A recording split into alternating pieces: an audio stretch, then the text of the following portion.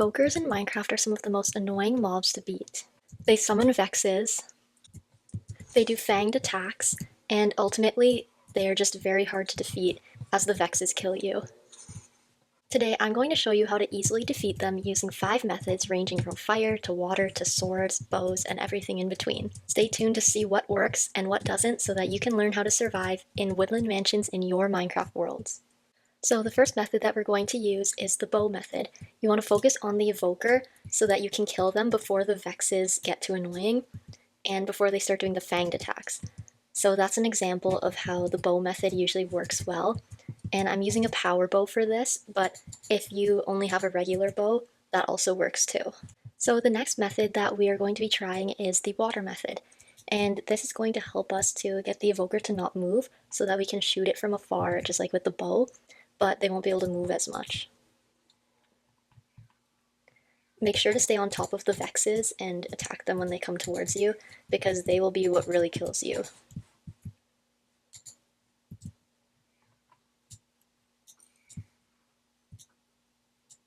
And he's going to be summoning something, so that's a perfect example of shooting him down before he can summon it. And he couldn't come towards us because the water was in the way, so that's the purpose of that. Another good thing to know is to place blocks to stand on top of when he summons the fang attack, but it's kind of hard to do this in time. It takes a little bit of practice, so if you can, then you can. If you can't, that's okay. The next one we're going to try is the lava bucket attack. So we're going to see if the evoker can be burned to death. And he burned pretty quickly. We can't do any of the squashing like a bug attack that I usually do because the vexes would kill you in that time. It just takes too long. So the next method that we're going to be trying is just hitting him with a sword. So you want to get in as many hits as fast as you can before he starts to summon things, like the vexes. And then once you get him down, you can focus on the vexes. So these evokers, what to remember is that they're really tricky, not because they have a ton of health, but just because of what they summon. Their fangs especially. The vexes you can fight off if you stay on top of them. So now the next and final method that we're going to try is going to get a little bit chaotic. We're going to try to kill him with just splash potions. Let's see if we can do this, and also not kill myself with the potions in the process. Oh. Yeah, those fangs are pretty brutal. Okay guys, we have this many potions left and a whole bunch of totems of undying. Oh, here's another potion. So let's see if we can do it. The vexes are just what's making it really hard.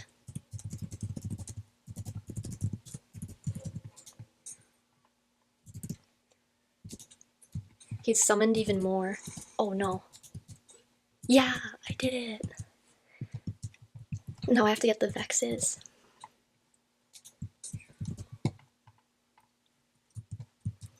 And make sure to utilize the totem of undyings that they give you.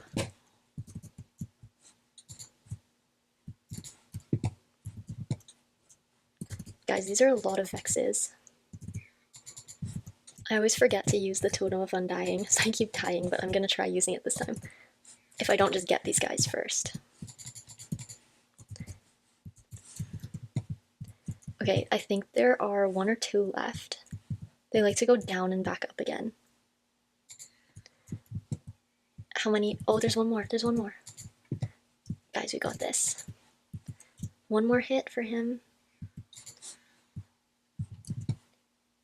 And we killed him! Yay!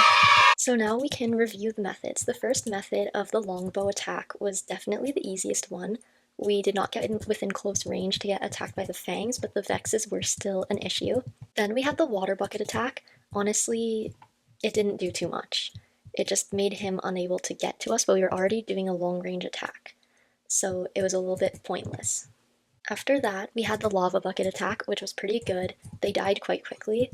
So I'd say that was a very good suggestion. You could potentially even kill them before they can summon the vexes, which are the real killers. Then we had the sword method, which was a bit riskier, but still did the job. A little bit too close though. The fang attack is definitely a risk there. And finally, we had the splash potion method, which is a little bit chaotic and puts risk on yourself as well because you can get hit by it. But it actually killed the evoker, unlike the baby zombie video, so I'll give it some points for that. So I think to rank them from 5th worst to 1st best, The worst one would be the water bucket attack. The fourth place attack would be splash potions because they're a bit risky. Third would be the sword method. Second would be lava. And first place would go to, drumroll please, the long ranger bow attack. That method was just the safest and easiest to use and allows you to have time to get the vexes after. And you avoid the fangs, so that's why it was my number one. Let me know if you guys agree or not. I hope you enjoyed the video. Please like, comment, and subscribe to be part of the Shadowcrafters community. And some good news, I actually have a gaming computer now, so that's going to make my videos a lot easier to make, and hopefully you'll notice some quality differences soon. So I'm very excited about that. Have a great 4th of July to my Americans, and a great weekend to everyone else. Bye guys!